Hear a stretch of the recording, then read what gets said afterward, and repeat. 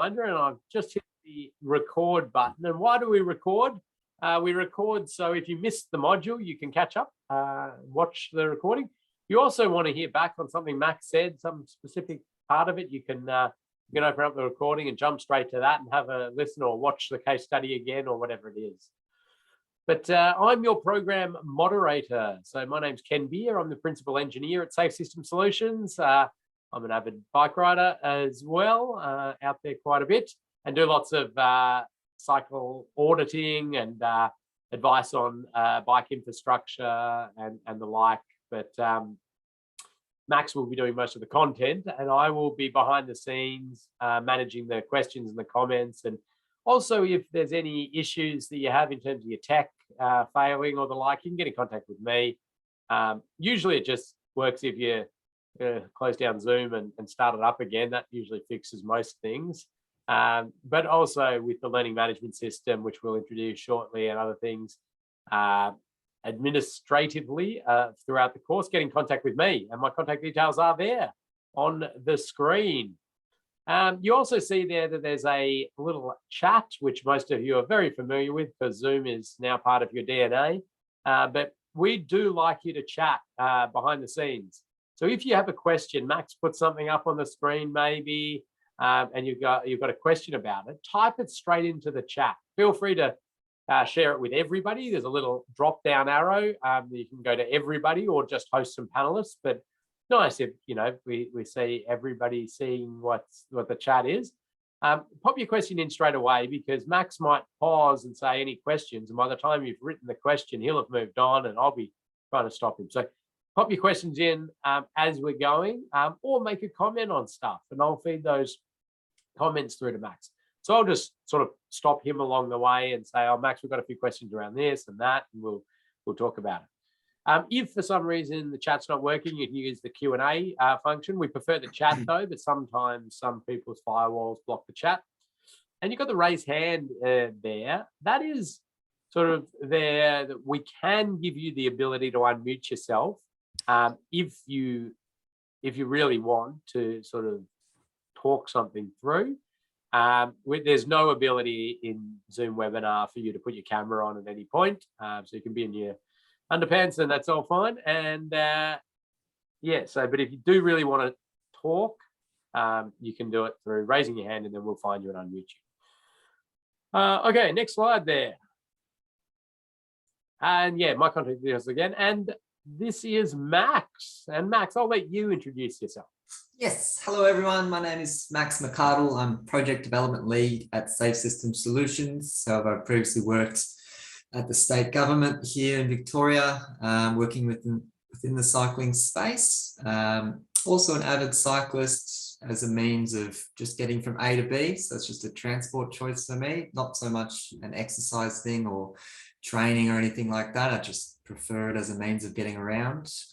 Really interested in seeing more and more improved cycling infrastructure being implemented across the network. And I've certainly noticed that there is, more and more of it cropping up, and it's getting to a standard that's, quite impressive, and we're getting more connected networks, which is fantastic to see, but there's still lots of improvements. So we will be going throughout these modules all about what is best practice within 4 distinct cycling themes. So we'll jump into that in a bit, but Ken, I'll let you run through the learning management system.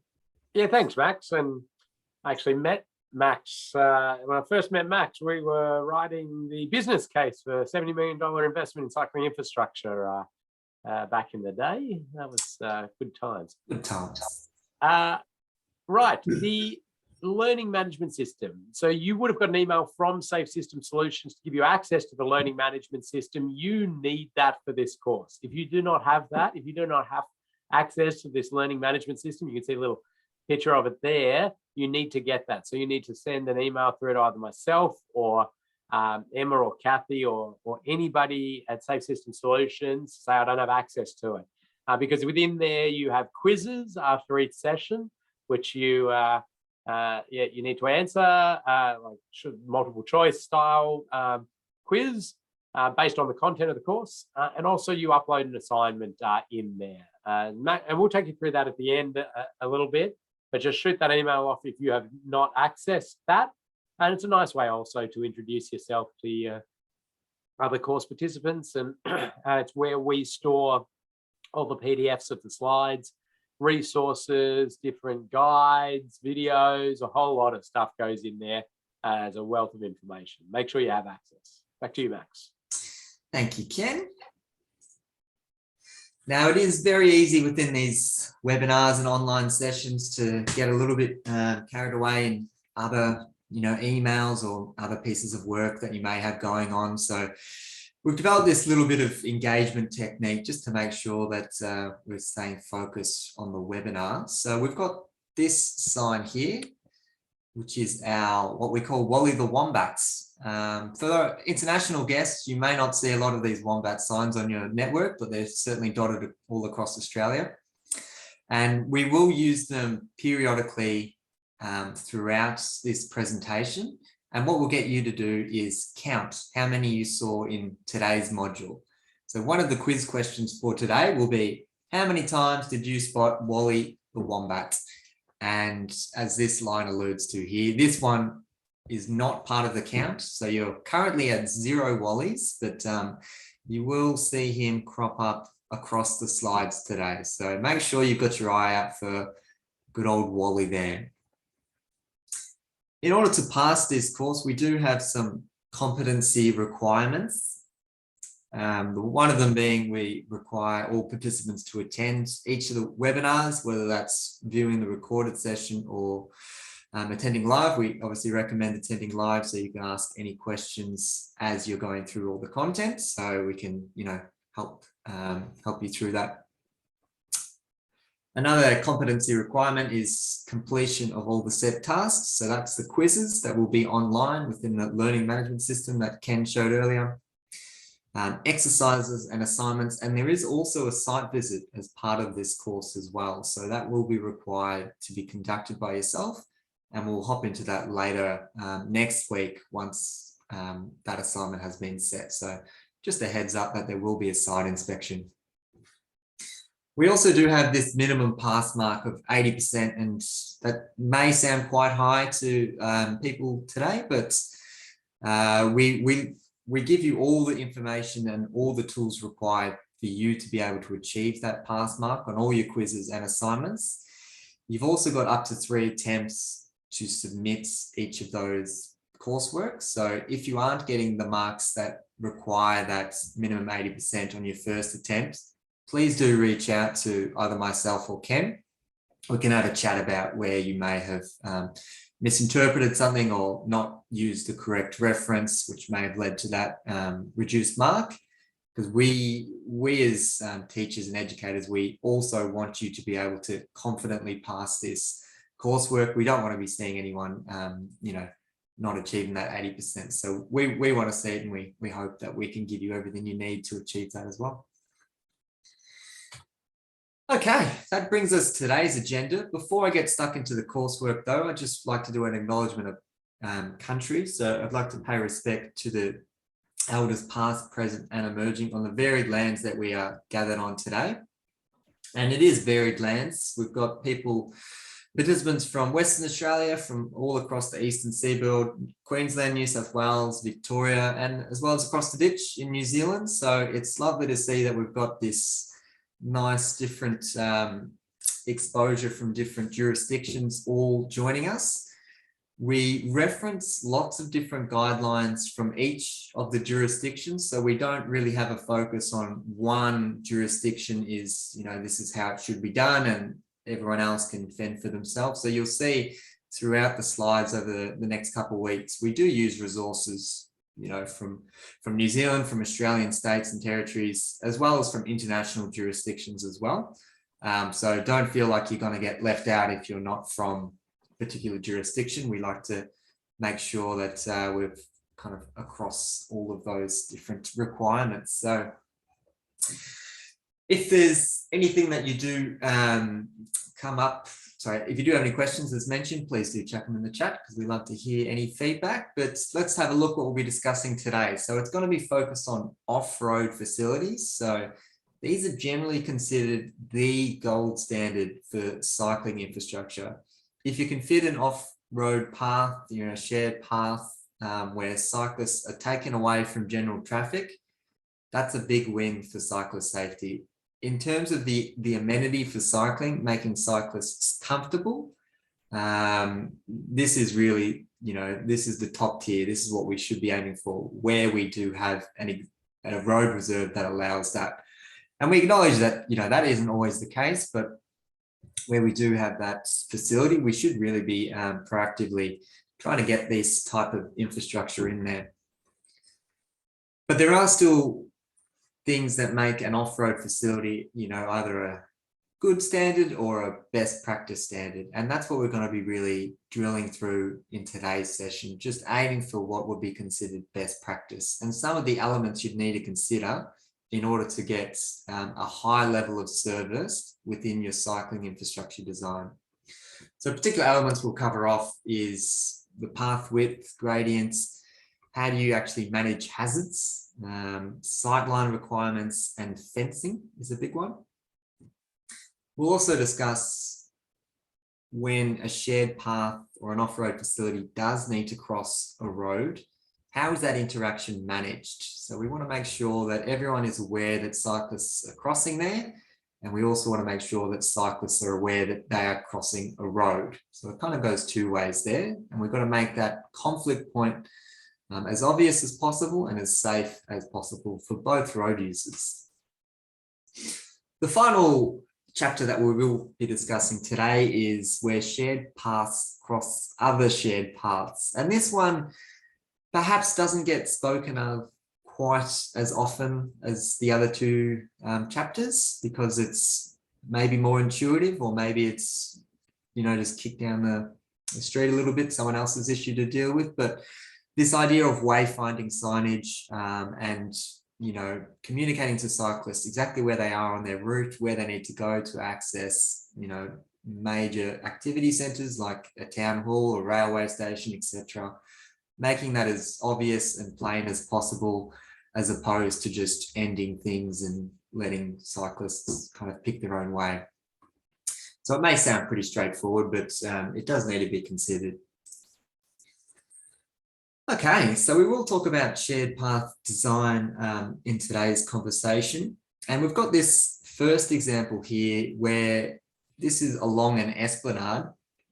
And this section here, where you can see the cyclists are riding and they look very happy along the esplanade, this is actually a cycle-only facility. So only cyclists are meant to be within that space. Pedestrians are actually meant to be closer to the water there along the esplanade, and they can have a more meandering, path where they can walk free from cyclists as well. This is a really good example where you do have, fairly substantial widths here to play with, where you actually separate not just vulnerable road users, which is your pedestrians and cyclists, from general traffic. So they're both well away from the road, from the carriageway.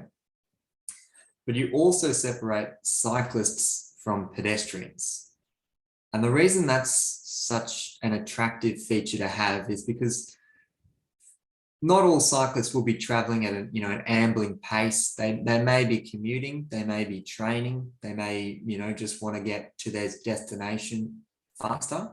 And so they could be traveling at speeds, 30 kilometers per hour or so. And if you do have shared paths, in other words, if you do have pedestrians within that space as well, you create this feature of cyclists kind of ducking in and out along a path to miss pedestrians, which is an uncomfortable kind of experience for cyclists and for pedestrians. There's an increased risk there where you've got cyclists potentially colliding with other cyclists coming in the opposite direction. And obviously the risk there of cyclists colliding with pedestrians as well. So this particular example where we've got this photo where this was taken, this route here is a very common commuter route into the CBD, and obviously leaving the CBD as well. So in other words, there's an expected high volume of cycling traffic. So it makes a lot of sense. Okay, we're expecting cyclists here to be traveling in high numbers, and they're going to be wanting to do it. It's not just a leisurely stroll along the river. This is an opportunity to get to their destination at speed. So let's give them their own facility, and let's try and get pedestrians in their own facility there as well, away from each other. For those that have got really good eyesight, you may also notice there's a little zebra crossing there, which is where we're trying to designate pedestrians to cross over the bicycle facility at that location. So rather than just let pedestrians cross wherever they want across the bike path, trying to set up those regular intervals where pedestrians have priority across the bike path and say, hey, this is where you're allowed to cross. So really good example of trying to manage all those conflict points. For those that have worked within the shared path space, you may have come across this figure. For those that are interested, we tend to include all the sources for the graphs and figures that we use, so you can reference them at a later date. And also wherever we use Google Street View, we also put a little link there so you can have a click and scroll around yourself, and you can also check if anything's changed since that screen capture was taken. But anyway, that's just an FYI. If you wanted to use that as a reference, please do. What this graph is saying is along the x-axis, we have number of cyclists two-way per peak hour. It's quite a long-winded way of saying how many cyclists have you got going per hour in both directions. The y-axis is focused on the pedestrians. So how many pedestrians do we have traveling both ways within that peak hour? And the most important part of this graph is if you were working within, a greenfield site, you would need to assume, anticipated volumes for pedestrians and for cyclists within these peak hours.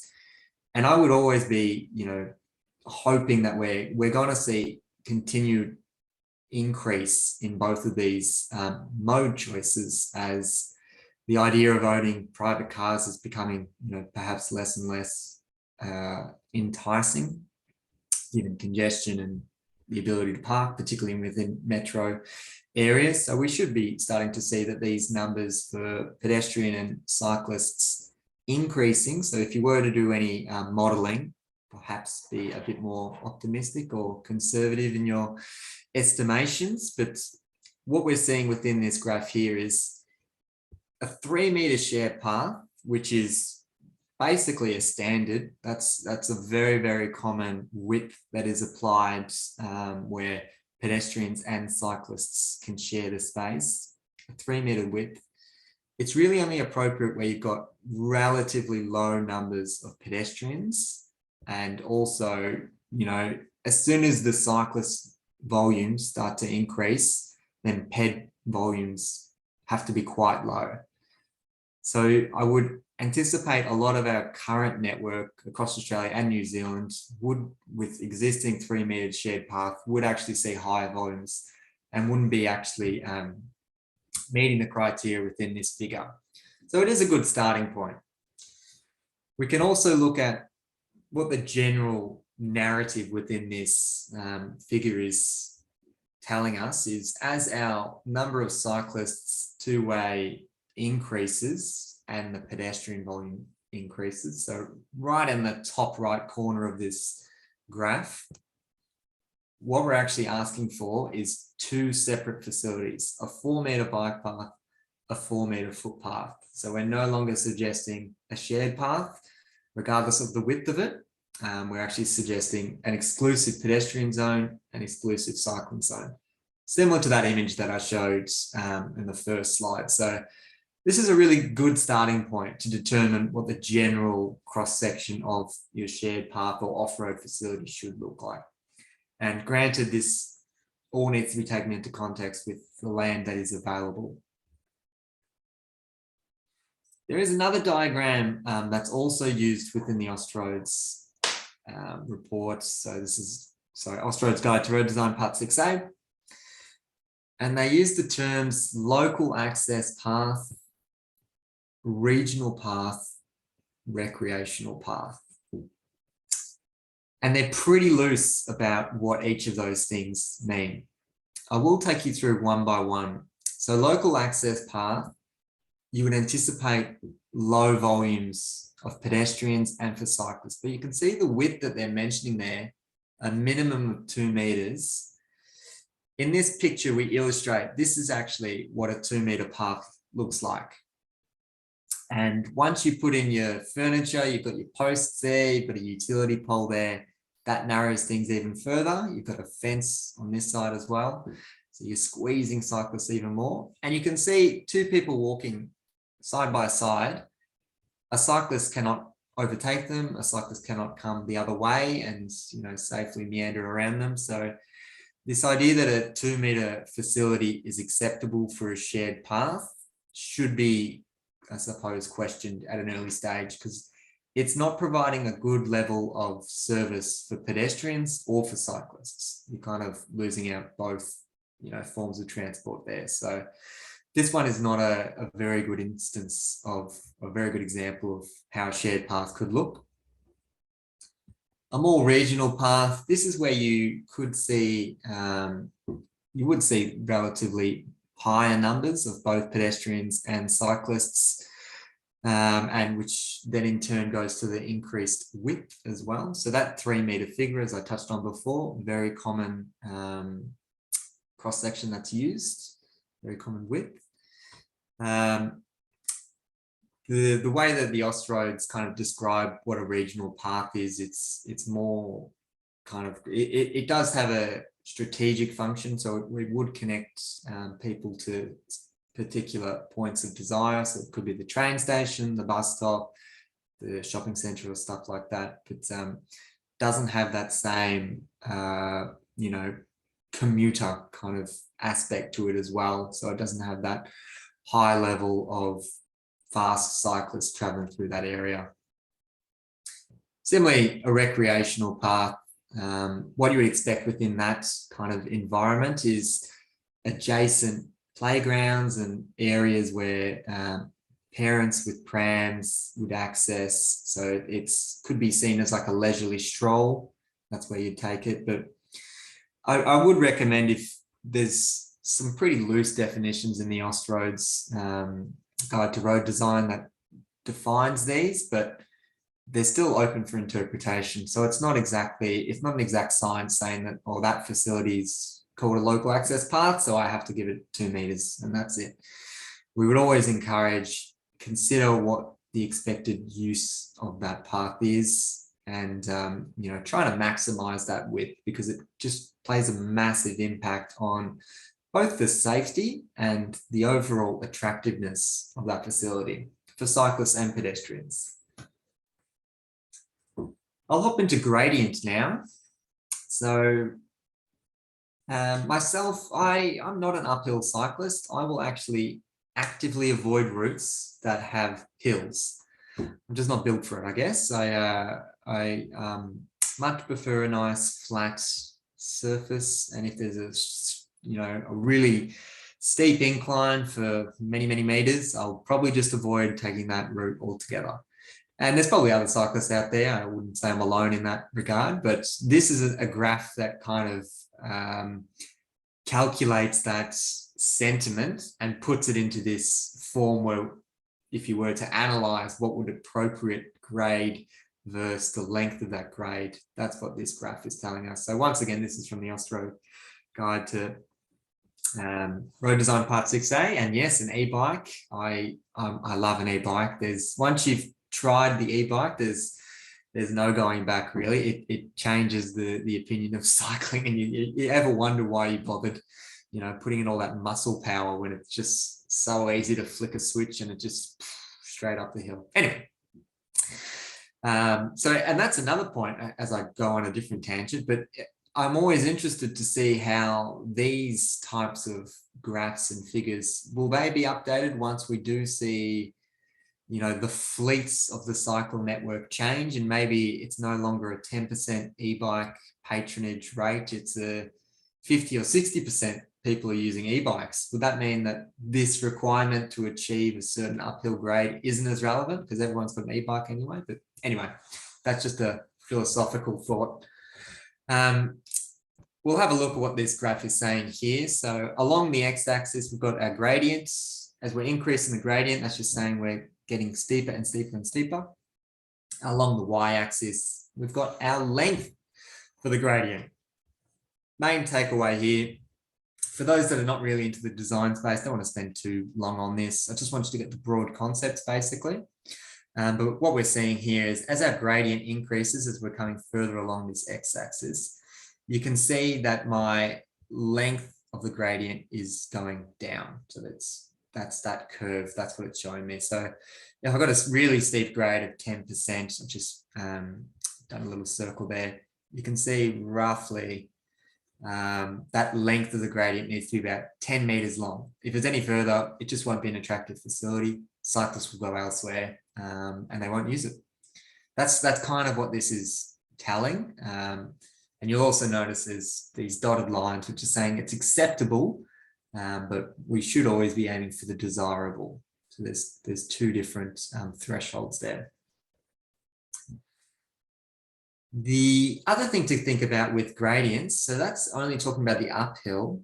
There is a little bit of wording within the Austroads regarding downhill, but I think it's easier to explain this concept with the photos provided. So this is, I would say, this would be a complying ramp gradient that's come over this. This is a pedestrian overpass, or it's also allowed for cyclists as well. And then bringing that back down to ground level, it's kind of got this profile where you've got a gradient and then a ramp, flat, goes down and down and down like that. And the idea is that you don't pick up too much speed as you're heading down, and also for wheelchair users, there's chances to rest along the way. A little bit difficult to see in the photos, but that is how it works. If you were, where this photo was taken here, and you're just on your bicycle and you let go of your brakes and just let gravity take you down to the bottom, you'd easily be about 30 kilometers per hour. So fairly reasonable pace without having to pedal or anything. And that's just due to the length of this ramp and good old fashioned Isaac Newton's laws of motion in practice. So that's going to get you up at a speed of about 30 kilometers per hour. Now, for those that may not raise too many eyebrows, but it's relatively fast. You certainly feel the wind brushing up against you at that speed. But the reason that we've included this particular image, because you may be able to note on this second photo, but there's actually an adjacent path that enters this path. So they cross over each other very close to the end of the ramp. So on the left-hand side photo, it's kind of, kind of just sitting behind the rail there. And that's not a great outcome, because what you've got is cyclists that will be traveling at relatively high speeds. And also, thanks to the railing that's provided here, it's very difficult to see over that and see a cyclist that will be traveling the other way. And so you've got a conflict point, you've acknowledged that. And so hopefully you've managed the speeds, but unfortunately in this instance, speeds will be quite high. So if it was a pedestrian that has just walked into the path here, where a cyclist is coming downhill there, or another cyclist that's entering there, the collision will be at relatively high speeds, meaning that the severity of that crash would be relatively high as well. So although we tend to focus on uphill gradients, downhill gradients also play a part. And you may be asking, well, how do we possibly treat that, Max? Like that's really difficult. Do we just ramp out the gradient for hundreds and hundreds of meters and make it as flat as possible? And appreciate that would, be a lot of investment, but another way to treat this particular example is making sure that there's no conflict points where those high speeds are expected or they are present. So instead of putting the conflict point where the other path connects right at the bottom of this ramp, we can edge it a little bit along, and my pen's just dying. There we go. put it a little bit further along, away from the ramp base. So you've got chance to be able to see each other. That's really important. You've got that sight line, so you can see other path users that are about to approach. But also speeds would have washed off a little bit by then because it's gone a bit flatter, and yeah, you've got an opportunity to brake as well. So just another example then. Ken, any questions that have come in? Thanks, Max. Oh, camera went on and off. So yeah, a couple of things to go through. Could you color the conflict point so both routes are aware of that joining path, that conflict there? Yeah, I'm all for it. I think coloring the conflict point is a really good outcome. I think it's also really important, that isn't shown here, and we will talk about it later, but assigning a priority. So both path users aren't just merging and whoever gets there first gets to go, but saying, no, you need to stop and give way, or slow and give way, and the other path user goes. So just assigning that priority is also really important. But yeah, I think coloring the surface is a good idea. And there's also a comment of the possibility of some ground-based wayfinding. Thanks for slowing down style stuff as well. Yeah, we certainly see them across the network. I couldn't speak to the effectiveness of them in terms of what they actually do, but it's another treatment out there that can be used, and it'd be most effective if it was areas where you wouldn't expect to see, you know, pedestrians crossing or something like that, and then it might be a reminder for cyclists. Whereas if it's used, you know, everywhere, then cyclists would be like, of course there's pedestrians going there, but I'm riding my bike, so I'm cycling along here. So that, yeah, there is a risk of over applying that. As a point, any physical barrier will be effective to slow down cyclists. I'm not sure exactly if that means. Yeah, Yeah, okay. So there's a few ways I could interpret that, but one of them would be like a chicane type of treatment at the end here, or I'll try and draw it maybe on this photo here, maybe like a U-bollard or something, so cyclists that come down and they have to go around this thing and physically deviate from their path.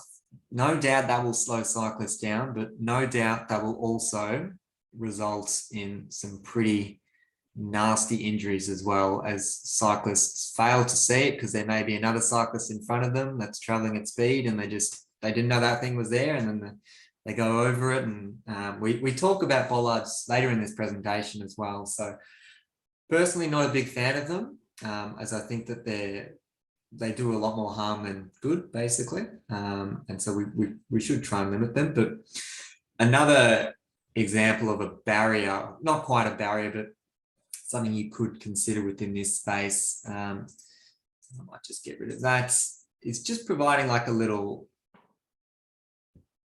kind of like pavement bars, but they're a little bit raised. And so it provides like a little tactile warning in the handlebars, hey, you're about to reach a conflict point. So they just kind of vibrate the handlebars, and you'd feel it as you cycle over. Oops, something's changing. Not enough to fully destabilize the cyclist. We do have examples of those if anyone's interested in that. We can show where they've been used, but that's another way you could perhaps influence speed at that conflict point. Yeah.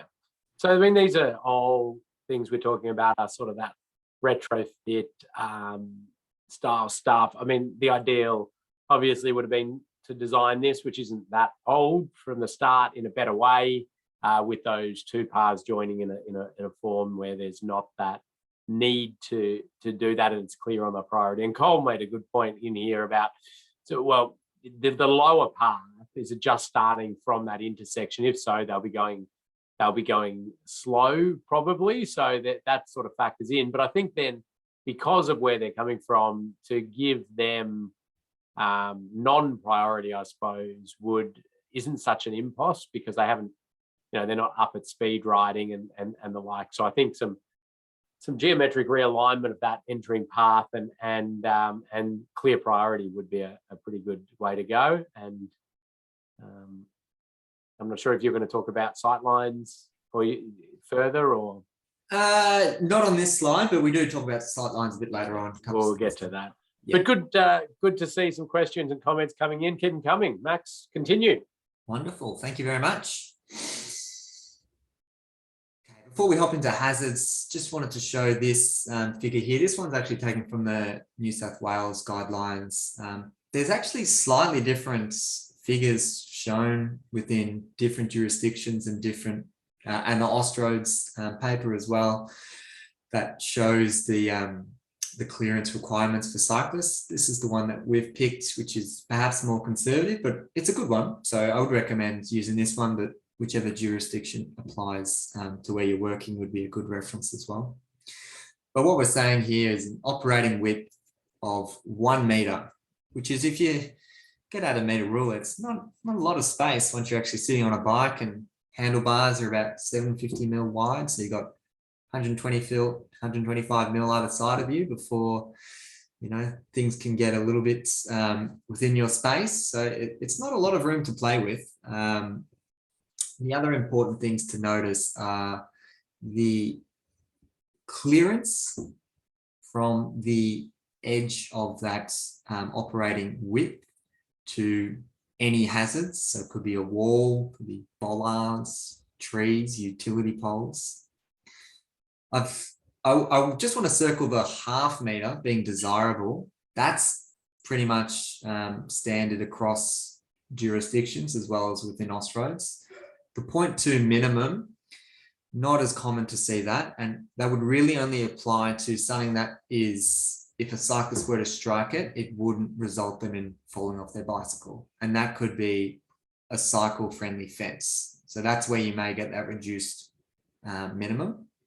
And I'll show you, if you haven't heard that term before, what a cycling-friendly fence is as well, just so that hopefully makes a little bit more sense. But that 0.5 meter is generally, that's what's considered a hazard for cyclists within that space. Ken. And what type of cyclist? Because that's a pretty broad term. People that ride bikes come in all forms and sizes. And we had a question in here from Jeremy around cargo type bikes, but there's lots of others, isn't there? So what is it? Yeah, no, that's a really good point. And it actually probably comes back to that philosophical question I posed before, where I was talking about the e-bikes, and we're currently just designing for one standard of bike at the moment. But as we are progressing into, we do see more and more forms of bicycles out there. Penny farthings are making a great comeback, which is great to see. Lots of penny farthings down in Tas. And yeah, cargo bikes and tandem bicycles and things like that. So look, we don't at this stage have guidance to stipulate, if your general population has X percent of cargo bikes, then you should go for this type of operating width or anything like that. But I wouldn't rule it out within the future that we may have different guidelines that reflect, what the society are riding and what it actually looks like out there. Because at the moment we're just taking 2 wheels, in a very standard frame. Yep. Good question. And recumbent bicycles, that's another one I just thought of. Yeah, much lower down on the ground for that one. So you wouldn't be quite as concerned about that head clearance on a recumbent bicycle. But anyway, the height of the bicycle and rider, 2.2 meters. It's another really important criteria, as a lot of the time when off-road facilities approach, major arterials or any roads for that matter, it's either let's go over it or let's go under, perhaps adjacent culverts or things like that. And when you're going under, then there is a head requirement there. And that's when these figures really come into play. So making sure that we're adhering those, these types of dimension that are listed here. And Cole's popped in a link to some cargo bikes if anybody's looking to purchase, and lots of varieties of cool cargo bikes there, just as examples of what we're talking about. Fantastic. Thank you, Cole. Why don't we give Cole a prize there? Been very engaged this session, and always love a link. So I might check that out after this session. Yep, we'll be buying one, I think. Okay. There'll be a work expense though, Ken. All right. Got some pretty common examples of hazards adjacent shared paths here. This left one is quite unfortunate, but you know, it's generally just street furniture, and making sure that that's outside the cyclist envelope or that operating width there that we showed before. So really curious as to why you wouldn't put the pole kind of on the other side of that bin and then build it a little concrete pad for the bin to sit on as well. It'd also be a lot easier for people to use the rubbish bin if it was the other way around, because they would currently have to go around that way to lift up the bin. Anyway, that's just a strange example, but street furniture or any furniture adjacent to the path, they're regularly seen as hazards. Drop-offs. This one's about 100 mil, so that's just the concrete thickness there, which you may kind of walk past and not notice, and it's not a big issue because it's adjacent to the shared path and it's not on the shared path, and as long as you stay on the concrete, you'll be okay. But unfortunately, it doesn't always work out like that. And if you have, you know, narrow tires or, you know, road bike or anything like that, if you were to come off at that location and try and get back on, you won't be able to make that 100 mil gap, because it's just yeah, those bicycles are not designed to do that. Well, those types of bicycles are not designed to do that. So an obvious one to do here would just be to make sure that when you are benching up with natural gravel or natural vegetation adjacent, make sure it's level to the final level of your concrete there. So pretty straightforward fix there, but something that is regularly seen across off-road facilities. Final one is, it's a little bit hidden here, but there's actually a utility pole there, and I'll just try and draw the edge of the shared path there. Because of the vegetation, it obscures that hazard, so it's difficult to see. So if you're cycling, you may think you're pretty safe kind of riding along there, but you get very close to that fixed utility pole, and it just takes a split second, just your handlebar clipping that hazard there, and that would be you know, off your bicycle and in all sorts of trouble. So in a perfect world, you know, we wouldn't have any of these fixed hazards within the operating space. Sorry, within that space there, and you know, that would just be underground, or that would be, you know, well and truly offset from anything that can be considered a hazard. But if you were looking at measures to try and make this a little bit safer in the given environment, you could look at, you know, implementing some pavement markings just to try and draw it out. I like drawing, in case no one has noticed. I really like this pen. Just do little pavement markings so cyclists know to stay out of that area. You could try and widen it over here as well to maintain the 3 meter width or whatever it is, and put up paddle boards and stuff like that. And I've actually got a photo of another example of this type of hazard and how it's been treated after the fact. So this is a gantry column. Gantry is just a fancy word for a structure that holds a sign in this instance. And this is a relatively new build project, only a couple of years old. And the decision to put this column within the shared path here is a bit questionable. Amazing that, you know, just shifting that a meter over within the design stage of that particular project, then you wouldn't need to worry about this narrowing effect that we've got here and all these paddles that we've got.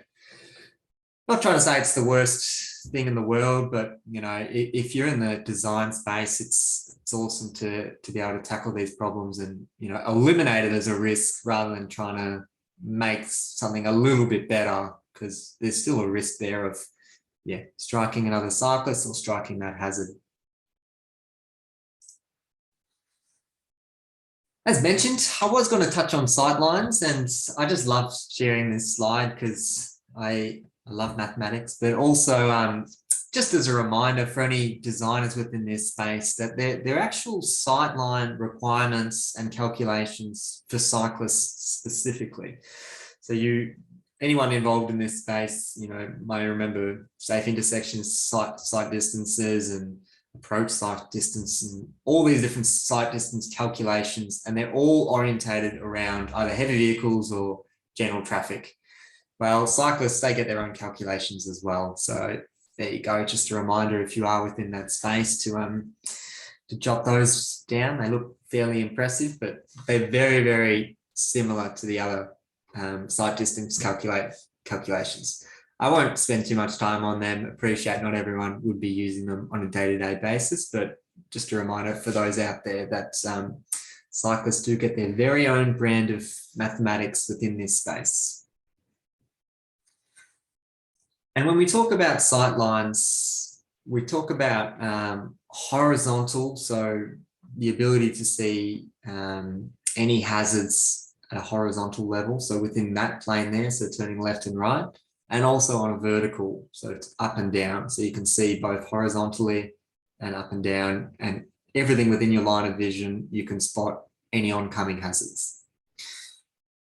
Probably most common is to refer to the horizontal curves and why obstructions can play a big role in,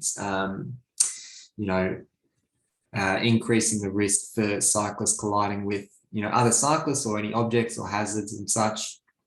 And this is a really typical example where vegetation, maybe day one, it looks very pretty and it's relatively under control, and it's well away from anywhere that could impact a cyclist's line of vision. And then as the years progress and bushes become trees and, etc., and things just get bigger and bigger and bigger, and you've got this almost a blind curve where cyclists are traveling along and they may not be able to see what's coming up adjacent that curve. And it could be, as simple as a stick or a log that's fallen down and blocked the path. It could be a cyclist that's fallen over, but just maintaining that line of sight for cyclists so that they feel comfortable traveling around these bends, and they know that their passage is free from hazards. Here's an actual example of what I was talking about. So you could imagine this is an actual shared path. It may not look like it, but that's sealed. It's definitely needs some TLC, a bit of maintenance done here, but this is a shared path and both ways. So pedestrians and cyclists traveling in both ways. But if you were riding at speed and coming along here, because of this bush here, you wouldn't know, if there was a hazard or something that you need to be concerned about just adjacent that. And so in the early design stage, it's important to think or get in touch with the landscaping team and people that understand exactly what type of vegetation is being planted. How big will it get? Is it going to pose any issues for line of sight? Because it's a lot easier to sort out at that stage than having to come back and trim this every couple of years, which probably won't happen. So we're just basically accepting that there is a risk there on the network.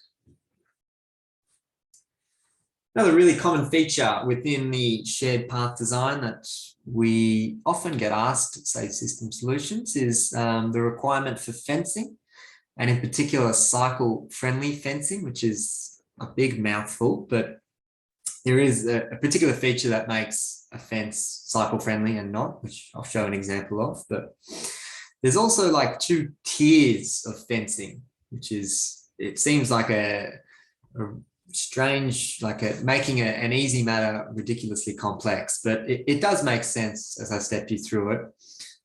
So there's this, it's called a partial barrier fence and a full barrier. And then there's fence not required. And there's also partial and full. So those are the two tiers. A full barrier fence just provides extra containment. So just making sure that nothing can get through there. A partial barrier fence, it's possible. It's unlikely. It's going to improve the chances of, a cyclist falling through there, but it's still possible. So you probably could argue we should just do full barrier fence everywhere. But anyway, that's another one of my philosophical rants. But I'll just go through when you'd be required to put in either of those fence types. So within the first figure, we can see we're actually talking about how far away a fall is, or, you know, that the gap in from the vertical level is from the ground level that cyclists are riding on. So we're saying a fence is not required if X, which is the distance from the path, is less than 2 meters and Y is less than 0.25. So Y is less than 250 mil. And the reason it's not required is because in all those instances, you would batter off the surface. So in other words, you wouldn't worry about a fence, just go out and get some landscaping rock or some natural vegetation and, you know, just batter off like that. So you've got a smooth embankment there as opposed to a drop off. A partial fence would be required where X is less than 5 meters and the height is 0.25 to 2 meters. And 2 meters is a big drop. Like that's really close. And a full barrier is where it's greater than 2 meters. And I think intuitively people would know that if there's any drop off that's greater than 2 meters near a shared path facility, yeah, we should definitely make sure that no one can access that cliff, which basically is. So intuitively, that makes a lot of sense. Similarly to the, there's also another one you can do for the steepness of the adjacent embankment. For those that have seen this 1 to Z kind of way of measuring the embankment, that may be familiar, but it's just, yeah, just a way of saying how steep it is. So if it's super, super steep like this, adjacent our bike path, then we require, you know, either a full or a partial barrier, and those are the means to measure it there. So won't go into too much detail with that, but that's basically what all of those different things mean. And here's what they actually look like. So we can see the partial barrier fence, as I said, it's going to do a lot to reduce the likelihood of a cyclist's or pedestrian falling and reaching the adjacent hazard. But because it's, you know, only got, you know, a couple mid rails, there is a potential that a toddler or, you know, any path user really could fall within those gaps and still access the adjacent hazard. So in this second photo, we can see a full barrier fence, and it's basically got a mesh or, you know, full vertical members, not a mesh, sorry. And that fully protects, no one's getting through that. It's full containment there. But the important feature of the cycle-friendly fence is this feature here, which is a smooth deflection rail.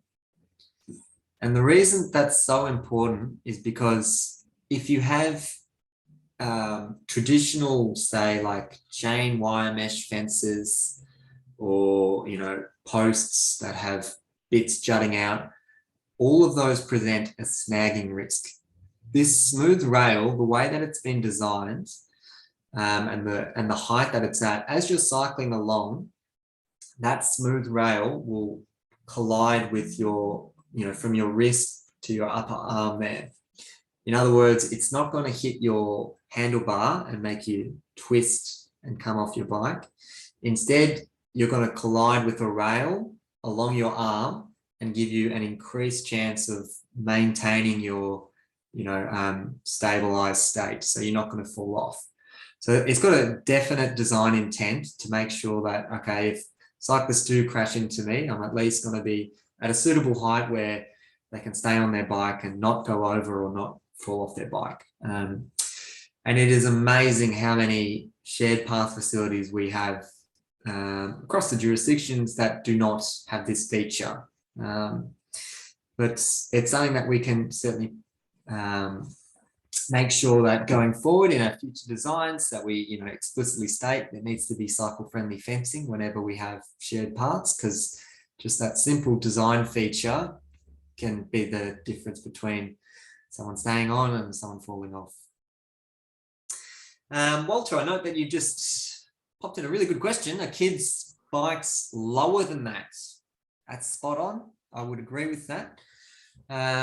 So you could consider putting in a second rail that jutted out. The only thing then that may be worth considering as a risk, would that then be a pedaling kind of hazard? So would you pedal strike that instead? So I haven't actually seen a secondary rail there that's adopted just for kind of children. Have you seen anything in that space, Ken? No, nothing comes to mind on that. Interested if anybody does know, and they can send us a photo or a street view link. That'd be good. It's a good question, Walter. Well, let's give Walter a prize there as well. All right. That one's made me think. I like that one. Another one that I like to show just within this slide, I'll get rid of all those hints. This sign here has been placed in front of the fence there. Be much better placed behind the fence, just in case the cyclist is kind of sliding along that smooth deflection rail, and then bang, they get the sign instead. So yeah, and another just thing to consider if you are within this space. Yeah, making sure that you're using that fence to protect hazards and not introducing additional ones. Few more fencing bits and pieces, and then we'll move on to the next chapter. But this one's just regarding the low fences. So that's what I was just talking about before. But if we're getting too low, so you could consider things like like gardening, what are they called, like pots and things like that, or any of those landscaping features, brick walls, etc. If they're too low down, then they actually pose a risk of striking with a pedal, which has the same effect of destabilizing a cyclist. So once again, just considering what the operating width of a cyclist is, where they're likely to ride, and make sure you're maintaining adequate distances. So that 0.5 meter tolerance is what we were talking about before, making sure that you're maintaining that throughout the cross section along the alignment would be an excellent starting point. Longitudinal fences with smooth railings, that gets a big tick there. Fences, bollards, no, that's no good, particularly if there's sharp points. That's definitely no good. I think that's pretty self-explanatory though. Ken, I might pause here for a moment, and if we can we open up a poll for today's session? Yep. All right. Now, you're not being marked on this. No, this is not a marked one. And what are we asking there? Should fencing be installed along the shared path? This one here. I'll draw it in just to clarify what we're talking about. Ken knows I love drawing. Yeah. That's a good one there. You're getting better at it, mate. I think I am. It's the new pen, Ken. Okay. All right, hopefully that's popped up on your screen. Occasionally somebody's firewall again doesn't, but don't worry about it. As we say, not being marked on it, and you're just having a little bit of a think about it. And you should be able to move the poll box around your screen. So if you want to be able to look at what Max is doing and move that out of the way. Seeing some good, some people are popping their ideas in. Should that be put in? Yes or no? Nice, easy one. I'll only give it another 10 seconds because I think we have to keep moving, Max. You've got about half an hour till the end. Yep, no worries. Thanks, Ken. And I'm going to end that, and I'm going to share the results, Max. It's a landslide victory to the no party. That's the first time we've had this and there hasn't been any debate. So congratulations, everyone. I would agree. I don't think this is an example where we would need to put in fencing. And the reason being, worst case scenario, a cyclist comes off, they're riding onto vegetation, they're falling into garden beds. It's not going to be catastrophic. And also just looking at the distances, I didn't tell you any of these distances, but they look 0.5 meter at least away from the edge of the shared path, and the shared path is quite wide as well. So I think everyone identified all those risks and did a beautiful job and said, no, I think we've mitigated with other design features. We don't need to put in the fence there. So You're spot gonna on. have to Good to come up see with you. harder questions for this group, Max. I think you've got a good group here. Yeah, I know. They've got a hive mind there, Ken. It's good. All right. So we will move into the topic now of how do we maintain a level of safety for cyclists crossing over roads. And the number one kind of gold standard that we can do here is we can provide priority to cyclists. And so what that means is general traffic have to slow and give way to path users. So it's not a very common thing to see. In fact, I can already hear the kind of anger from our road network enthusiasts. However, if you are looking for, best practice, and if you've got strategic cycling networks where getting people on bicycles and connecting their journey from A to B, making it the safest, most attractive facility possible, these are the things we need to be looking at. Because if we're assuming that cyclists are going to pause and wait, changing the priority around, stop at each road and give way to vehicles, it won't happen. So you'll either have the risk of cyclists just, misjudging the gap or just choosing to cycle through when they want, or cyclists just not using that because that's just not a convenient thing for them to do, starting and stopping. So we do love this idea of giving the priority to cyclists crossing over.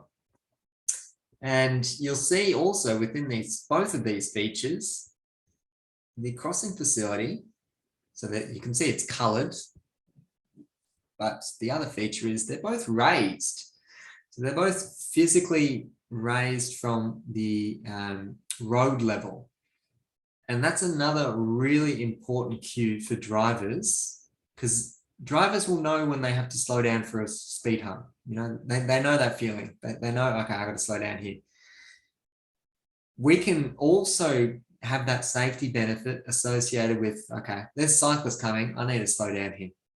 It's got that added feature there. So having this raised feature means cyclists, they don't need to go down onto road level, then back up onto the shared path level. They've got one clean surface to ride across, which is a big win. But the other benefit there is, well, motorists will be much more inclined to slow down because there's a physical vertical deflection. So they'll want to slow down, otherwise they will feel it. And if they don't slow down, well, the sheer bump of the ramp will force their vehicle to slow down. So you've got that, that reminder, and also that physical warning that they are approaching a conflict zone. So this is a really good example of how to manage a shared path crossing a road. Now, in the first example, this one's in Victoria. This second one is in Brisbane. I have a preference for our Victorian one, and it's not just because I grew up in Victoria. Can anyone suggest why I might like the left-hand photo more than the right-hand photo? If you want to jot down any notes, any ideas, what design feature separates the two, and why would I be opting for a best practice example as the left-hand side one? So as those are coming in, Sam's just mentioned a few of these crossings are popping up around Perth, which is good. Want to see more? Okay, we've got perpendicular to the main road, less confusion with the give way sign location. Signage more explicit, give way to both cyclists and pedestrians. Don't need to look backwards to see cars. Yellow is easier to see than green, and contrasting with the black. So a variety of things there. Any of those really capture your attention? So yeah, some good answers there. The one that I would probably nominate as the one that I would recommend for this particular study would be the fact in Victoria, in this example, that crossing is perpendicular. So the cyclists, as they're approaching the crossing point, they can still look to their right and make sure that that vehicle is slowing and stopping, given that the sight lines there are okay. So they can see, they're going to be okay crossing there safely. You can imagine being a cyclist and traveling in Brisbane here. Nothing against Brisbane. Brisbane's lovely. Traveling and performing that fairly sharp turn, to be able to look behind you in that direction and see any oncoming traffic, it's very limited. In fact, you probably wouldn't even do that head check. You just ride straight through there and hope that motorists are giving way to you. And as I mentioned, because it's raised, you have mitigated that risk to some degree. However, it's not to say every single motorist is going to slow and give way at that location. So if you've got the adequate sight lines and the geometry allows for those kind of head checks, just to make sure that, yep, you're slowing down for me, let's keep going. I think that's a big win there. Ken, any thoughts on that? Yeah, no, I agree. I think you're spot on. I think the angle of that give way signage is a bit unclear who that's pointing at on the right one. But yeah, the fundamentals of that, the angle. Mind you, if you're going to have an angle like that, and I love the fact that it's raised and priority for the cyclists anyway. But no, we got some good ones in there with the perpendicular. I'll give a few prizes out for that. Who do we get? Zaichi. I hope I'm not sure how I pronounce that. I'll work that out. And somebody else had that not far after. So I'll give a couple of prizes out. Good stuff. All right, I'll keep jumping through then. Oh, here's just the Brisbane example, how that looks. You can imagine if you're on your bike now, you're at speed, or for those that don't ride, even as a pedestrian, you're much more likely to be focused on your end point there and not really craning your neck backwards to see any oncoming vehicles there. But yeah, it's a big improvement, and it's good to see that it's a raised feature, which is probably the most critical. Okay. Commonly, when we have shared path crossing roads, we have bollards, and many jurisdictions do it many different ways. So there's lots of different examples here. This one is really skinny, cyclists to fit through those bollards either side there. This is a shared path connecting another shared path. The start of a shared path there. So fitting within there and exiting there. Super narrow. These ones here, perhaps they're an architectural feature. They're stainless steel, but they blend in perfectly with the adjacent bluestone paving blocks there. So, in low light conditions, or it's raining or anything like that, to be able to contrast and see those two separate features is very, very difficult. So really it is considered a hazard. These third ones, people may not have seen them. They were super popular in Brisbane and Queensland. They were called banana bars, hence the shape. They look like bananas, but council no longer installs these.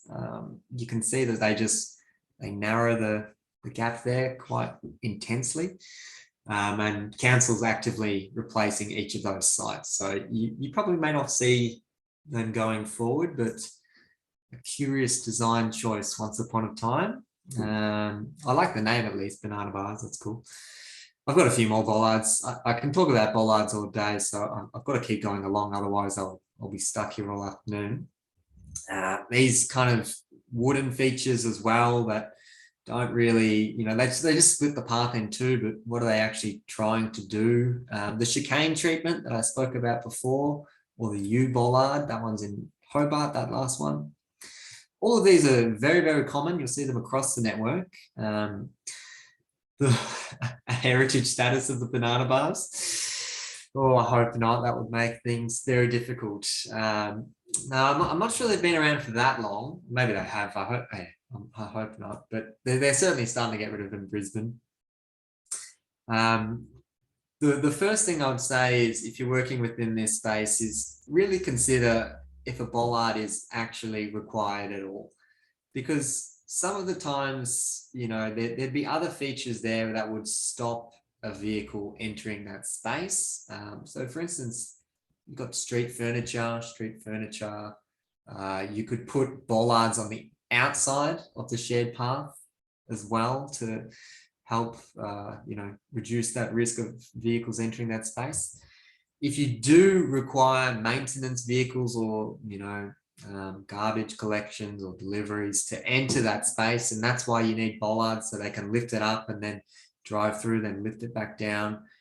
But if it's only for them, it seems more intuitive just to have a conversation with that supplier and just be like, don't access the bike path. This is your route and this is where you can go. And, rather than put in a physical feature that's always there, or 99% of the time it's there, it's fixed, and it is a hazard. And it's rarely done in a very conspicuous way.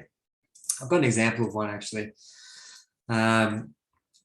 This one here is along a commuter path in Melbourne. So cyclists riding into the CBD, riding home as well. You can see it's obviously been struck several times. And this fellow here, he happened to run into it and he broke 3 bones in his wrists and caused some facial injuries as well. He was off work for quite some time. Called an ambulance to pick him up because he was unable to get to hospital otherwise. Incredibly, while waiting for the ambulance, 2 more riders hit the exact same bollard in the space of about half an hour. So the reason I include this is because it is legitimately a hazard, and not every time it's struck will, council or the government be aware of that as a hazard. So you may have noticed that, the council, they just went out there, they gave it a spray paint and chucked some new reflector strips on there. But this is a perfect instance where do we really need that as a design feature? Does that actually need to be there? Because it is a hazard. It will be struck by cyclists, unless it's, away from that cycling envelope or that operating width that we talked about before. If it's outside of that zone, then we can live with it. But if you're putting it straight in the middle of the path, it's going to get hit.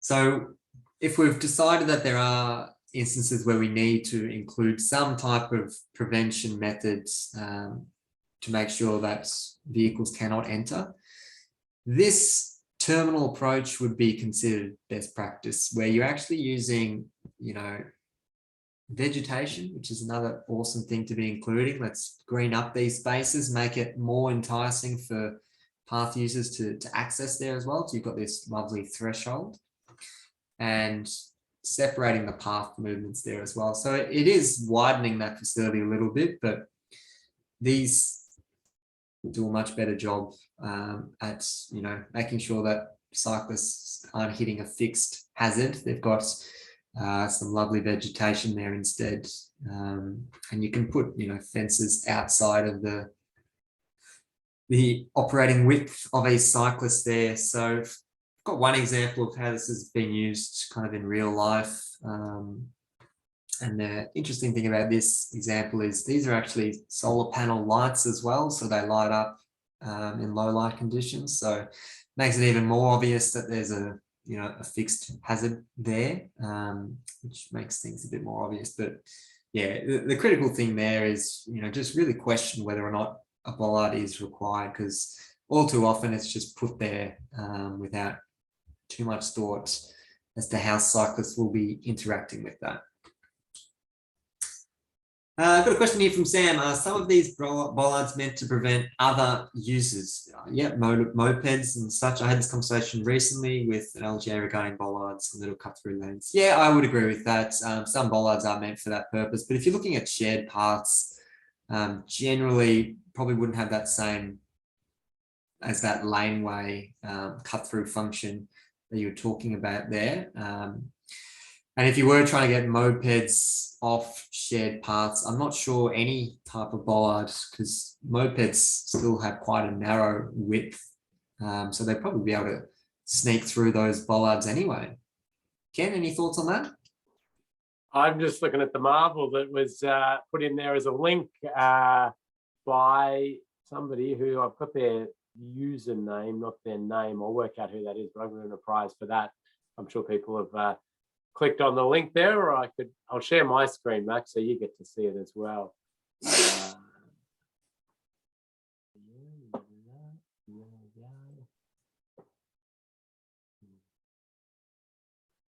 Oh boy. Well, that's clear, isn't it? Crystal clear. It's all happening. Tell you what. Yeah. Good one. All right. Back to you. Sorry. Take the screen back off me. So I'll stop sharing. I think that one's going in the next presentation, Ken. That's good. That's a great one. It's from Trev. Yeah, thanks, Trev. You can have a prize for that beauty. Wonderful. All right. What else? Okay, so also wanted to just touch on when we are talking about shared paths crossing over roads, we still are required to meet DDA requirements. So we need to see the tactile surface indicators. It's in this note 3. This is the Australian standards. Oh, sorry. It's in the Australian standards as well as the Austroads guide. So TGSIs may need to be installed in footpath where the bicycle path has priority to comply with the DDA Act. So that still is important to mention. So those are still required as Ken's doing his squats there. Might not know he's on camera still. Shared paths, crossing over shared paths. So we've got a little game here for this one as well, where we like to ask participants what's wrong with this photo. So we can see a confused cyclist there. We want to see if anyone can pick up where's this confusion coming from. So we'll get rid of that cyclist. And we'll see if we have any options that come through there. Ken. Okay. Who gives way to who? Unclear priority. The first two that came in, they're pretty good ones. Yes.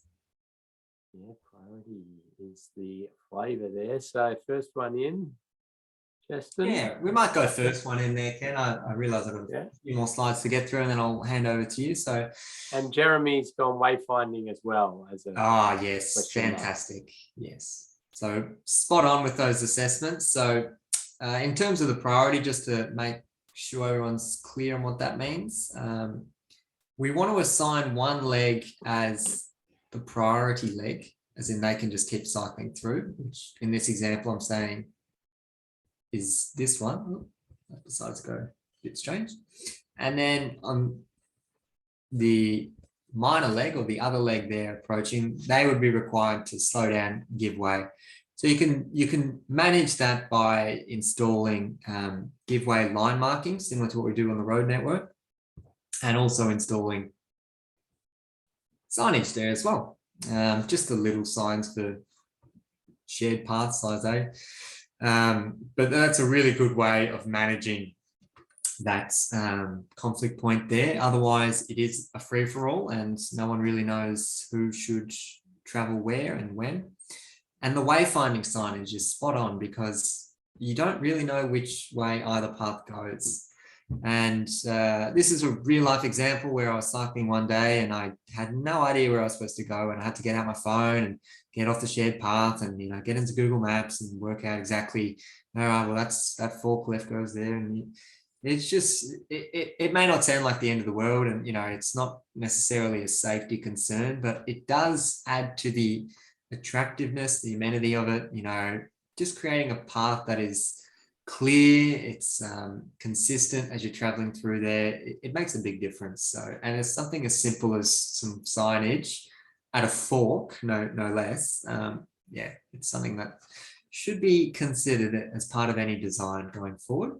And there's a comment about how it would look at night or in low light. It might be even worse. It doesn't seem to be anything. Yeah, spot on. Yep. So no lighting within this area at all. So yeah, something else to be mindful of. And it's not just me who thinks wayfinding is an issue. Austroads has done an entire research report on this subject. And in it, it acknowledges that Australia and New Zealand's not particularly good at doing wayfinding, predominantly because each jurisdiction has their own little quirks, their own ways to do it. And when I say jurisdiction, I don't mean state jurisdiction, I mean at a local government level.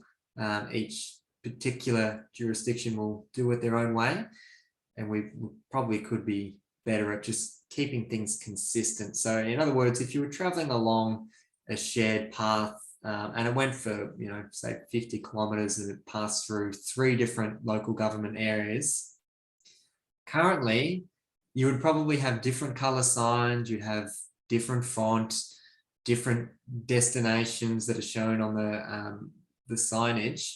Whereas this research report is saying that we should really be trying to make sure that we've got consistency along the route.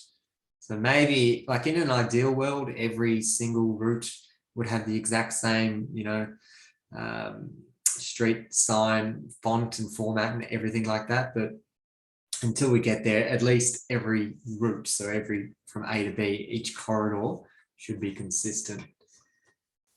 I've got this example, very common, what would be shown within Australia, which will just let you know a destination and how far it is. In this instance, a blue color is used to denote this is for cyclists. It's not terrible. It's probably provides all the information you need, as long as you know to look up on that utility pole is where the information is. But just to show you how other jurisdictions do it. So this first one's in Copenhagen with the blue, and the second one is in Amsterdam. But the way that they typically do it is they actually number all their routes. So number 2, you go to the left, number 6, you go to the right. And as path users, okay, I know path number 2 goes to the museum. I know path number 6 goes to the soccer stadium. So I'm going to take number 6 and go and watch Manchester United. So that numbering system is a really clever way of doing things. It's also used there in Amsterdam as well. You can see they're up to number 53 there, so they've got plenty of different routes to pick from. But it's just another way of trying to make all of this information that can be, can spread across multiple signs, make it a bit more concise and easy to digest for cyclists that may be riding along at speed. Managing cyclists at conflict points.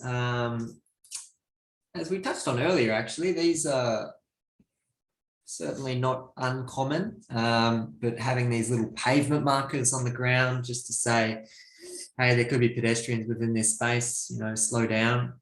It's not really going to be something that's going to stop a collision occurring between pedestrians and cyclists. You could argue it may improve it. I wouldn't hold my hat and say it's the most effective treatment out there. Got this really interesting example that's in Perth, just outside a train station here, where they've actually, it almost looks like something you would do on the road network, kind of installed splitter islands at the conflict point. And basically lots and lots of pedestrians cross over here as they exit their train or to get to the train station. And at those instances, we want shared path users to slow and give way. And actually creating this, it's a change of the shared path, 3 meter wide, there's the edge, just changing that geometry, deviating them. Hey, something different's happening here. Slow down, give way, pedestrians are coming. It's an interesting approach. Another feature you could do here, which perhaps would be a bit more cater for all types of days and all types of cyclists and abilities, but similar to how we were talking about raising a cyclist crossing where we assign priority for cyclists, here we're assigning priority for pedestrians. If we raised this up and created a wombat crossing, is what they're called, or just a raised zebra crossing, and made cyclists, go up this ramp to then go through the path, they'd be much more likely to actually slow down because, once again, there's a raised feature, there's a ramp. In terms of just their own comfort, they're going to slow down. So raising those features is another way to manage your cyclist speeds at these conflict points. Okay, that's the end of the off-road facilities. Lots and lots of content there, and it's awesome to see we've got lots of discussion happening behind the scenes. I just got one from Charlie there saying, could a giveaway sign be installed instead of a marked on the pavement? Yes, it could be used to supplement that. In fact, I would probably go for the sign first and then the pavement marking. I'll do it the other way around. Assuming that there's a safe spot to put it that isn't in the middle of a pedestrian footpath or in the middle of a bicycle path. So as long as you've got room to put it in there, I think that's a good idea. This is a real example of just a shared path ending. And then adjacent to this, you've got a multi-lane high-speed roundabout. So you're kind of enticing cyclists to give it a go, try a roundabout. But anyway, this is not an example of best practice, but unfortunately something that does happen out there, just abruptly ending a facility and thinking that your job's done. But Ken, I might hand over to you and we can run them through our learning management system. Thanks, Max. And a few good resources popped in there. Thank you to those who are doing that. I'll show you shortly. We do have a little spot where you can pop in resources yourself. So Max, you can see the learning management system. Perfect. So as we said, everybody should be able to get in here, cycling infrastructure course. So the link, in case you lose the link to join on the live webinars, this is a nice little place to pop an introduction and tell us who you are and the like. It's a nice way to do that. Max and I will jump in there shortly and say hi. These are the documents and resources that we've put in there. So there's a folder full of those and some course information. This is where you can pop in different resources if you think they'd be good. Nice, we got some links from people there to download documents. Okay, this is the module 1 here, and are we going to get them to watch their 360, Max? Yeah, go for it. So I didn't mention it in the course, but yep, go for it. Yep, so we get you to just watch a bit of 360-degree footage. Now, if you've got your goggles and you can use those, I'm going to get some ads, okay.